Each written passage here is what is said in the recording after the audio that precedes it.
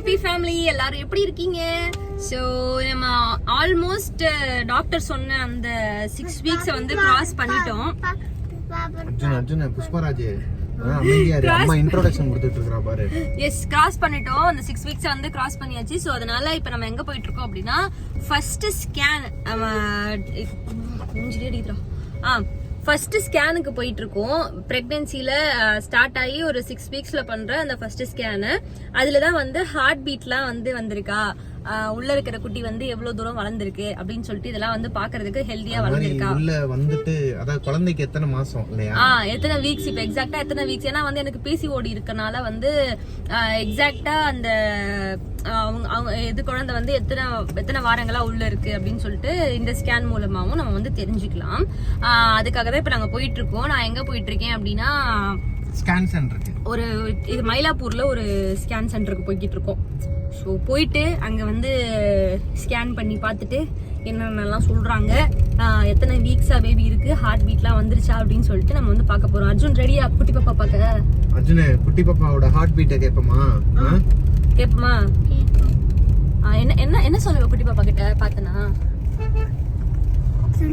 என்ன சொல்லுவ?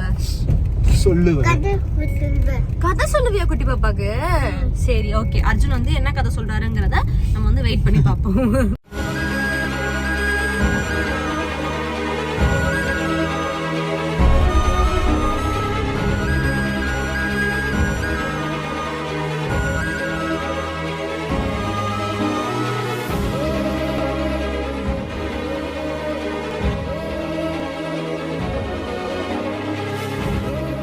AB family அம்மா அங்கே வந்து புக் பண்ணிகிட்டு இருக்காங்க. தம்பி பாப்பாவா தங்கச்சி பாப்பாவான்னு தெரியல. ஃபஸ்ட்டு ஸ்கேனுக்கு வந்துருக்கோம். என்ன அர்ஜுன்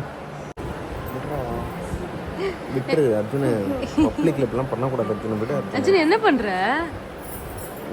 அர்ஜுன் என்ன பண்ற? கொஞ்சிரியா? எப்படியா ரகடா கொஞ்சுவாங்க? அப்பா அர்ஜுனு டாக்டர் நர்ஸ்லாம் பார்த்தாங்கன்னா ஊசி போட்டுருவாங்க. அர்ஜுனு அப்பா விட்டுரு, விடு, அப்பா விடு, போ விடு அர்ஜுன். அப்பாவை மாதம் வீட்டுக்குள்ளே இருக்கும் போதெல்லாம் இவருக்கு எப்படி இருப்பாருன்னா இந்த சூர்யா மாதிரி இருப்பார். பேரழகன்லாம் அடித்தடி சூர்யா வருவார்ல அந்த மாதிரி இருப்பாப்புல. வெளியே வந்துட்டா மாற்றம் சூர்யா மாதிரி ஒட்டி குறைஞ்சிடுறேன். போடாங்கிட்டு. ஐயோ அர்ஜுனு ஐயோ அம்மா ஸ்மாக் டவுன் போடுறான் பாரு. முதல்ல சுட்டி டிவியா இருப்பான், அப்புறமா 10 ஸ்போர்ட்ஸா மாதிரி இருப்பான். நீ இப்போ உள்ள டாக்டர்கிட்ட போய் ஸ்கேன் பண்ணிட்டு வர்றதுக்குள்ள நாங்கள் வெளியே இந்த இதெல்லாம் சேர்லாம் கவுந்து கிடக்கும். நான் அடியில் கிடப்பேன், மேலே கிடப்போம். கேட்டா கொஞ்சம் அர்ஜுன் வீடு பாவம். அர்ஜுன் சரி முத்த கொடுத்துரு. அர்ஜுன் இப்போ அம்மா எங்கே போகிறாங்க? ஊசி போட போறாங்க. ஊசி போட போகிறாங்களா? எதுக்கு ஊசி போட போகிறாங்க? கொஞ்சிரு.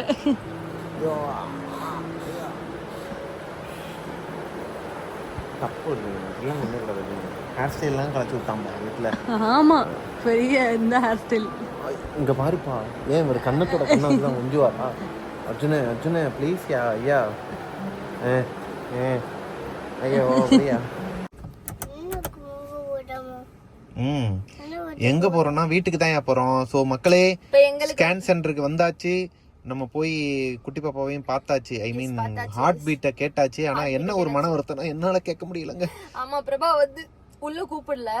ஸோ என்டி ஸ்கேன் வரும்போது வந்து கூப்பிட்டுக்கலாம் அப்படின்னு சொல்லிட்டு டாக்டர் சொல்லிட்டாங்க. சரி ஓகேன்னு சொல்லிட்டு வந்தாச்சு. அண்ட் அர்ஜுனை விசாரிச்சாங்க. அர்ஜுனுக்கு வந்து 3 months இருக்கும் போது என்டி ஸ்கேனுக்கு இங்கே தான் வந்திருந்தேன். ஸோ அவங்க அப்போ இருந்தது ஞாபகம் வச்சுட்டு கேட்குறாங்க, நம்ம ஆல்ரெடி மீட் பண்ணியிருக்கோம்ல? நாங்கள் ஆமாம் ஃபர்ஸ்ட் பேபிக்கு அப்படின்னு சொல்லி சொன்னேன். அதுக்கப்புறமா எஸ், குழந்தைக்கு வந்து ஹார்ட் பீட் வந்துருச்சு. அண்ட் இப்போ வந்து எப்படிப்பா ஆரோக்கியமா இருக்கிறாங்களா? பேபி வந்து ஃபைன், குட்டி நல்லா இருக்காங்க அப்படின்னு சொல்லி சொன்னாங்க.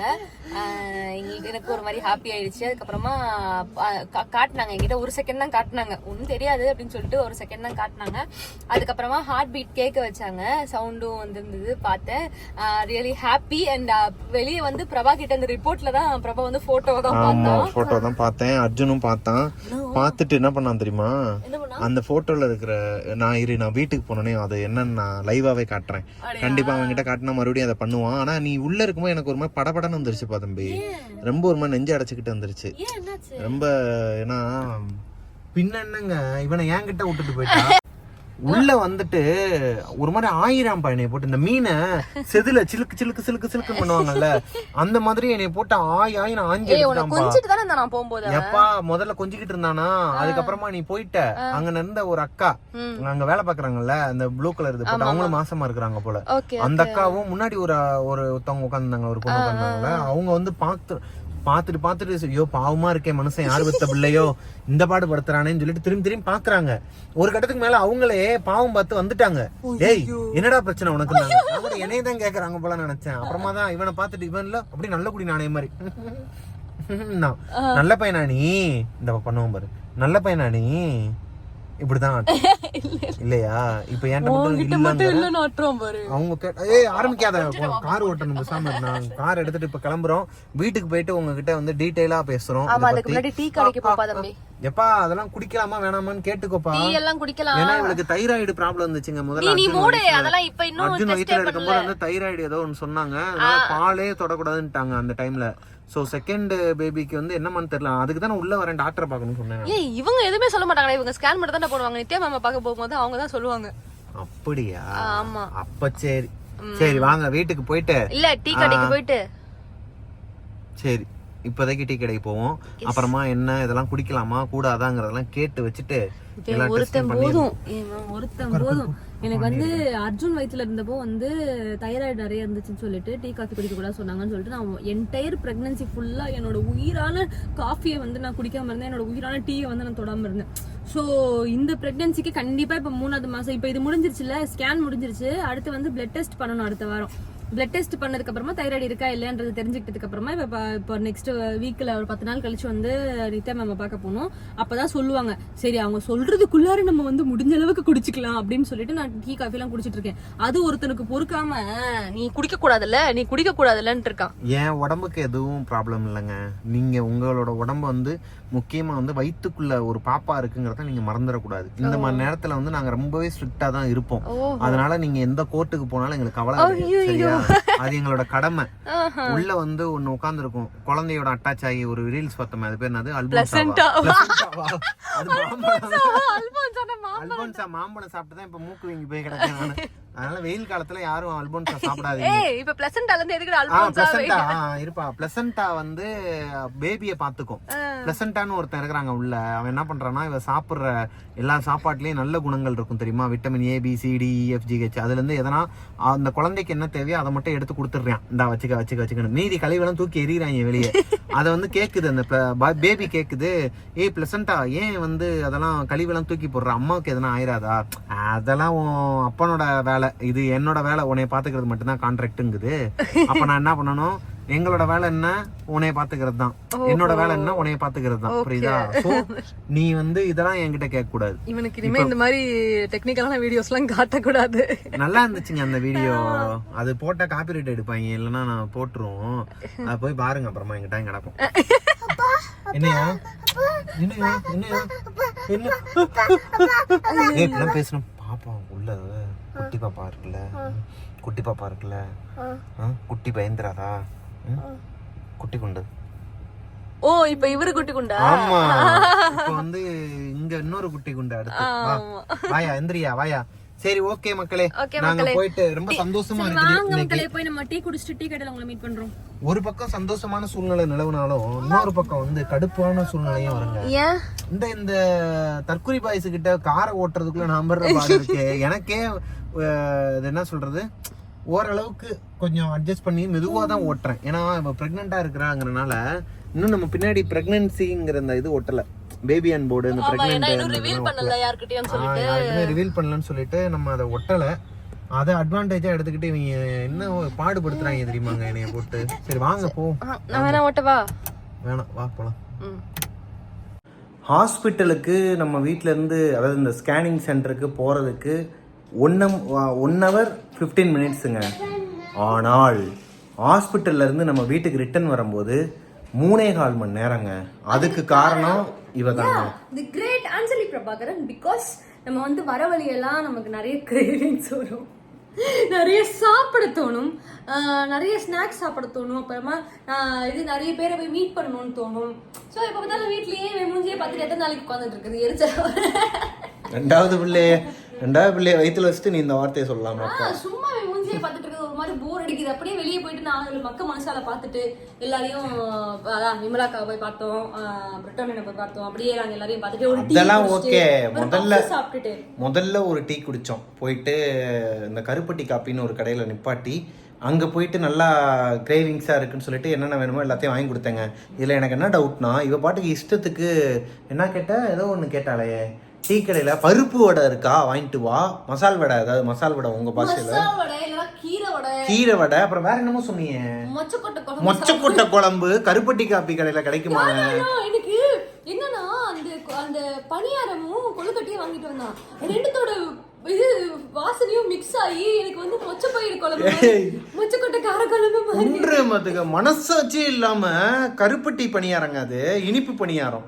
அது வந்து ஒரு அந்த மட்டையில வச்சு தருவாங்கல்ல, வாழை மட்டையா, அது என்ன மட்டை, தேங்காய் தென்னை மட்டை தான் அது. மட்டல்ல அது வந்து தொன்னை, அதான் தொன்னை. ஆமா, அதில் வச்சு தருவாங்க இல்லையா. ரெண்டும் சேர்ந்து நம்ம காருக்குள்ள ஒரு ஸ்மெல் வந்துச்சு. அது வந்து நார்மலாக அந்த பனியார ஸ்மெல் தான் எனக்கு வந்துச்சு. ஆனால் இவளுக்கு மட்டும் எப்படி வருது தெரியுமாங்க, மொச்சக்கட்டை குழம்பா, முருங்கைக்காய் மொச்சக்கொட்டை போட்டு கருவாடு லைட்டா நெத்திலி கருவாடு அப்படியே பரபரம் தூவி விட்டு ஒரு ஒரு காரக்குழம்பு, ஒரு புளிக்குழம்பு, நல்லா நிறைய பூண்டெல்லாம் போட்டு வச்சா எப்படி இருக்கும். நாளைக்கு மொச்சக்கொட்டை குழம்பு தான் வைக்க சொல்ல. இல்லைங்க, எனக்கு என்னன்னா இந்த மாதிரி பிரெக்னன்சி டைம்ல ஸ்டார்ட் அப்ல இருக்கும்போது வெஜிடேரியனே நான்வெஜ்ஜா மாத்திடுறாங்க பாத்தீங்களா. அது என்னன்னா மக்களே, நமக்கு வந்து இந்த ஸ்மெல்லிங் சென்ஸ் வந்து மோப்ப நாயை விட ஒரு மாதிரி பல மடங்கு வந்து உயரும்னு சொல்லுவாங்க. அது வந்து எனக்கு நான் வந்து அது நல்லா உணர்ந்துட்டேன். எனக்கு எங்க போனாலும் இங்க ஏதோ சமைக்கிறாங்க, இங்க ஏதோ பண்றாங்க. அப்புறமா அன்னைக்கு பிரியாணி வீட்டுல செய்யும் போது எனக்கு வந்து வீட்டுல வந்து ஒயருக்கு இருக்கிற வாசனை, அது அந்தந்த பொருளுக்கான வாசனை வந்துச்சுன்னா கூட பரவாயில்ல, அது அப்படியே சேஞ்ச் ஆகி டிஃப்ரெண்டா வேற மாதிரி வருது. அது ஏன் தான் இதெல்லாம் ஃபர்ஸ்ட் ட்ரைமஸ்டர்ல எல்லாருக்குமே நடக்கிறதா நினைக்கிறேன் இல்லையா? ஆமா, எத்தனை பேருக்கு இந்த மாதிரி வந்து எனக்கு என்னென்ன சூப்பர் பவர்ஸ்லாம் வந்திருக்கு அப்படிங்கறத நெக்ஸ்ட் ஒரு வீடியோவாவே நான் வந்து பண்ணலாம்னு இருக்கேன். சூப்பர் பவர் இருக்கு. இது பேர் சூப்பர் பவர் கிடையாது, இது வந்து hormonal changes. No it's super power of first trimester. அத வந்து நான் தனியா ஒரு வீடியோவாவே நான் வந்து பண்ண போறேன். எனக்கு உங்கள எத்தனை பேருக்கு அது இருக்குங்கிறதும் கீழே கமெண்ட்ல சொல்லுங்க. எனக்கு ஃபர்ஸ்ட் பிரெக்னன்சிக்கு இந்த ஸ்மெல் சென்சிட்டிவான அந்த விஷயங்கள்லாம் இல்ல. ஃபர்ஸ்ட் பிரெக்னன்சி இது பிரெக்னன்சி மாதிரியே இல்ல எனக்கு. நான் ரொம்ப ஜாலியா இருந்தேன். பல்லு விளக்கும் போது மட்டும்தான். அவ ஜாலியா தான் இருப்பா, அவ ஜாலியா இருப்பா. எனக்கு தான் கொஞ்சம் கஷ்டமா இருந்துச்சு போன தடவை. மட்டும்தான் எனக்கு வந்து கொஞ்சம் வாமிட் வர மாதிரி இருக்குமே தவிர்த்து இப்ப உள்ள இருக்கிறது வந்து செம்ம கோளாரா இருக்குது. அந்த கோளாறு என்ன பண்ணுது அப்படின்னா, என்னென்னலாம் பண்ணிட்டு இருக்கு அப்படிங்கறத வந்து நான் சொல்றேன். அதுக்கு முன்னாடி அந்த கோளாரை விட இங்க பாருங்க இன்னொரு கோளாறு, ஏதோ செம்ம தூக்கத்துல இருக்காங்க. தெரிஞ்சு அர்ஜுன்லாம் சமத்துங்க. அந்த வரப்போறது என்ன பண்ண போகுதுன்னு தெரியல. ஏன்னா இப்பதான் மாசமானது மாதிரியே உணர்றா இவ. எனக்குமே அப்படிதான் உணர்வு இருக்கு. ஏன்னா அர்ஜுன் வந்து வயிற்றுல இருக்கும்போது இந்த வாமிட் சென்சேஷன் இந்த மாதிரிலாம் என்னை படாத பாடு படுத்தவே மாட்டான். நானே கேட்டிருக்கேன் ஒரு தடவை வாய் விட்டு, ஏன்பா மாசமா தானே இருக்கிற, வாந்தி வர மாதிரி இருக்குன்னு சொல்ல மாட்டேங்கிற, இஷ்டத்துக்கு மேயிற, நீ பாட்டுக்கு எல்லாத்தையும் சாப்பிட்டுக்கிட்டு இருக்கு அப்படின்லாம் சொன்னேன். போன தடவை என்னை ஏமாத்தி நிறைய இது சாப்பிடக்கூடாதான். வெளியே கேட்கும்போது ஒவ்வொருத்தரும் ஒவ்வொரு மாதிரி சொல்லிட்டு இருக்காங்க. அதுக்கு தனியாக ஒரு வீடியோ போடுறேன் நான். ஒரு கிளாஸே எடுக்க வேண்டியது இருக்குது. ஏன்னா மாசமாக இருக்கிறவங்க கிரேவிங்ஸ்ன்னு சொல்லிட்டு கண்டதுகளதையே கேட்குறாங்க. கேட்டால் நான் கேட்கல, உன் புள்ள தான் கேட்குது, வயிற்றுக்குள்ளே உட்காந்துக்கிட்டு சுரண்டுதுங்கிறாங்க. ஆனால் புள்ள சுரண்டுதான் இல்லை, இவங்க தான் நம்மளை சுரண்டுறாங்கன்னு தெரியல. எனக்கு நாளைக்கு அந்த மொச்சக்கொட்டை குழம்பு சாப்பிட்ற வரைக்கும் எனக்கு அது மனசே ஆறாது. இதில் என்ன ஒரு பெரிய வழினா, கூட நான் தான் இருக்கிறேன் வீட்டில். இவ என்னத்தை சாப்பிட்றாளோ அதை தாங்க நானும் சாப்பிட்டேன். எனக்கு இந்த மொச்சக்கொட்டை குழம்பு கருவாட்டு குழம்புலாம் இன்ட்ரெஸ்ட் கிடையாது, பிடிக்காது. சூப்பரா இருக்கும் டேஸ்ட். நாளைக்கு வந்து சாப்பிட்டுட்டு நான் எப்படி இருக்குன்றத சொல்றேன். முதல்ல மொச்சக்கொட்டை எங்க கிடைக்கும்? ஏய் நீ மொச்சக்கொட்டை குழம்புலாம் கூட இன்னைக்கு வீடியோல நம்ம இப்ப என்ன வேலையா போகணும், இப்படித்தாங்க எங்கிட்டாவது போயிடுறோம். ஆமா இருங்க நான் அந்த பேக் கேமரால காட்டுறேன். மக்களே, இப்ப அர்ஜுன் கிட்ட வந்து பாப்பாவை காட்ட போறேன். கிட்டத்தட்ட சொல்ல போனா பாப்பாவை ஃபர்ஸ்ட் டைம் பார்க்க போறான். ஆமா இல்லையா? உள்ள இருக்க குட்டியை வந்து முதல் தடவை பார்க்க போறான். என்ன ரியாக்ஷன் பண்றான்னு பார்க்கலாமா? அங்க வந்து பட்டும் படாமலும் காட்டினேன், உட்காந்து தடவை கொடுத்துக்கிட்டே இருந்தான் பேப்பரை. அப்படியா அர்ஜுன், இதுக்குள்ள யார் இருக்கா? பாப்பா இருக்கா? அம்மா வயிற்றுக்குள்ள தானே பாப்பா இருக்கு, அப்புறம் எப்படி பேப்பர்ல இருந்துச்சு?